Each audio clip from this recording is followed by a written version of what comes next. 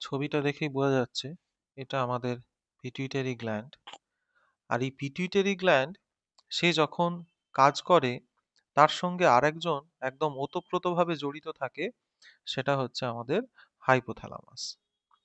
তাহলে হাইপোথ্যালামাস ঠিক এই পজিশনটা, আর তার ঠিক নিচে এই জায়গাটা হচ্ছে পিটুইটারি। হাইপোথ্যালামাস আর পিটুইটারিকে একটা ব্রিজের মতো অংশ এখানে জুড়ে রেখেছে। এটাকে আমরা কি বলছি? ইনফান্ডিবুলাম। এবার যদি আমরা বলি একদম শুরু থেকে শুরু করা যাক, মানে হিউম্যান ব্রেন, তার মধ্যে ফোর ব্রেন, তার মধ্যে ডায়েনসেফালন, আর তার অংশ হচ্ছে হাইপোথ্যালামাস। সেই হাইপোথ্যালামাস নিচের দিকে এসে কার সঙ্গে যুক্ত হচ্ছে? সেটা হচ্ছে পিটুইটারি গ্ল্যান্ড। এবার এরা কিরকম ভাবে কাজ করে? খুব মজার বিষয়, এই পিটুইটারির মধ্যে আমরা দুটো ভাগ আছে। কিরকম ভাগ দেখতে পাচ্ছি আমরা? একটা হচ্ছে অগ্র পিটুইটারি আর একটা হচ্ছে পশ্চেরিয়ার পিটুইটারি বা পশ্চাৎ পিটুইটারি। তাহলে অগ্র পিটুইটারি একরকম ভাবে কাজ করে, পশ্চাৎ পিটুইটারি একরকম ভাবে কাজ করে। কি ব্যাপার না, পশ্চাৎ পিটুইটারি সে নিজে কোনো রকম হরমোন তৈরি করতে পারে না। তাহলে সে রিলিজ করছে কোথা থেকে? ও বেটা কি করে, হাইপোথ্যালামাস এখানে যে হরমোনগুলো তৈরি করছে সেটাকেই ও বয়ে নিয়ে আসে, নিয়ে এসে এখান থেকে জাস্ট রিলিজ করে দেয়। নিজে তৈরি করছে না কিন্তু। তাহলে হাইপোথ্যালামাস সে কিন্তু হরমোনটাকে তৈরি করলো, কিন্তু হাইপোথ্যালামাস নিজে রিলিজ করে না। রিলিজ করাচ্ছে কার মাধ্যমে? না, পস্টেরিয়ার পিটুইটারি তথা পশ্চাৎ পিটুইটারির মাধ্যমে। এটা বোঝা গেল। এবার আসা যাক অগ্র পিটুইটারির ব্যাপারে, আমরা একটু বোঝার চেষ্টা করি। অগ্র পিটুইটারিতে দেখা যাচ্ছে সেখানে একটা পোর্টাল সার্কুলেশন আছে। সার্কুলেশন আমরা পড়েছি দু রকমের, একটা হচ্ছে পোর্টাল, আর একটা কি না, আর একটা হচ্ছে সিস্টেমিক সার্কুলেশন। এবার পোর্টাল সার্কুলেশন মানে কি, যে যখন আমার বডি থেকে ব্লাড ভেসেলস হার্টে ফেরত না গিয়ে তার আগে অন্য যে কোনো একটা লোকেশনে ও এগেইন একটা রক্তজালক বা ব্লাড ক্যাপিলারি তৈরি করছে, this is call portal circulation. এখানে কি হচ্ছে দেখা যাচ্ছে, ও এইরকম একটা জায়গায় একটি রক্তজালক তৈরি করে বসে আছে। এই যে পোর্টাল সার্কুলেশন, এর কাজটা কি না, হাইপোথ্যালামাসে যে হরমোন তৈরি হলো সেটাকে এই সার্কুলেশনের মাধ্যমে অ্যান্টেরিয়ার পিটুইটারিতে নিয়ে আসবে। সেই হরমোনের কাজ কি? অ্যান্টেরিয়ার পিটুইটারিতে নানা রকম সেল আছে যারা হরমোন তৈরি করতে পারে, সেই সেলগুলোকে অ্যাক্টিভেট করে দেবে। আর অ্যাক্টিভেশন হওয়ার ফলে সেই সেলগুলো আবার নতুন করে কিছু হরমোন তৈরি করবে, আর সেই হরমোনটা কিন্তু এখান থেকেও রিলিজ করবে। তাহলে পস্টেরিয়ারের সঙ্গে পার্থক্য কি? পস্টেরিয়ার নিজে কোনো হরমোন বানায় না, ও হাইপোথ্যালামাসের হরমোনটাকে নেবে, নিয়ে এখান থেকে রিলিজ করে দেবে। কিন্তু অ্যান্টেরিয়ার কি করছে, হাইপোথ্যালামাসের হরমোন দ্বারা উদ্দীপিত হচ্ছে, activation done by the hypothalamic hormone, but the hormones are made inside anterior pituitary. অগ্র পিটুইটারি নিজে হরমোনগুলো তৈরি করছে।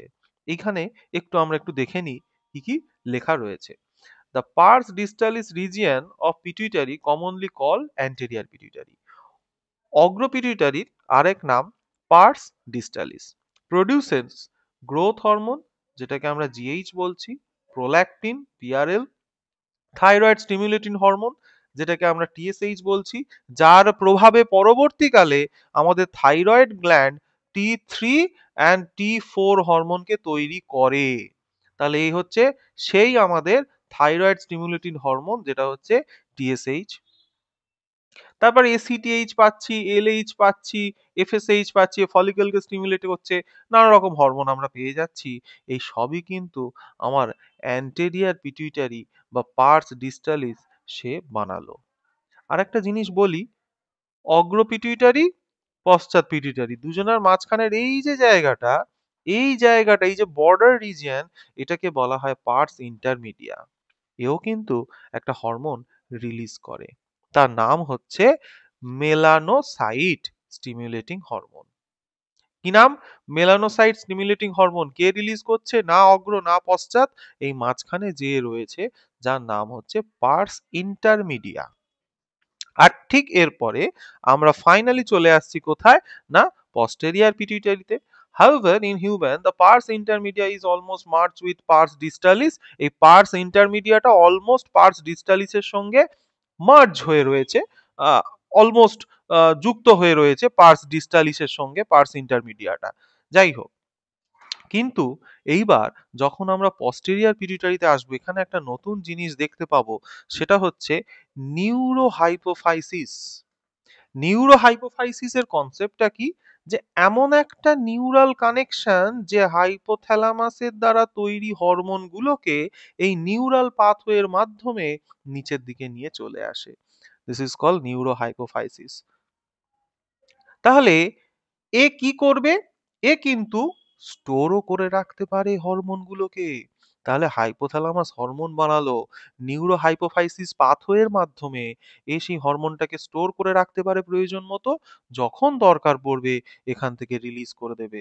তুমি দেখে ভাববে যে ও আচ্ছা, আমার পস্টেরিয়ার পিটুইটারি হরমোন রিলিজ করছে, কিন্তু না, সেটাকে বানিয়েছে কে? আমার হাইপোথ্যালামাস। ও হাইপোথ্যালামাসের হরমোনটাকে এখানে মাঝে মধ্যে স্টোর করে রাখতে পারে, আবার প্রয়োজন মতো রিলিজও করতে পারে। তাহলে এটা আমরা বুঝতে পারলাম। এইবার কি কি হরমোন আমরা সেখানে পাচ্ছি? মূলত দুটো। তাদের নাম কি? একটা হচ্ছে অক্সিটোসিন, আর একজনের নাম হচ্ছে vasopressin, which are actually synthesized by hypothalamus, যেগুলোকে কিন্তু সিনথেসাইজ করছে হাইপোথ্যালামাস, posterior pituitary না। ওরা জাস্ট ওখানে রেখে দিচ্ছে, কিছুদিন স্টোর করে ফাইনালি রিলিজ করছে। আর এই দুটো হরমোনকে হাইপোথ্যালামাস থেকে এখানে নিয়ে এলো কে?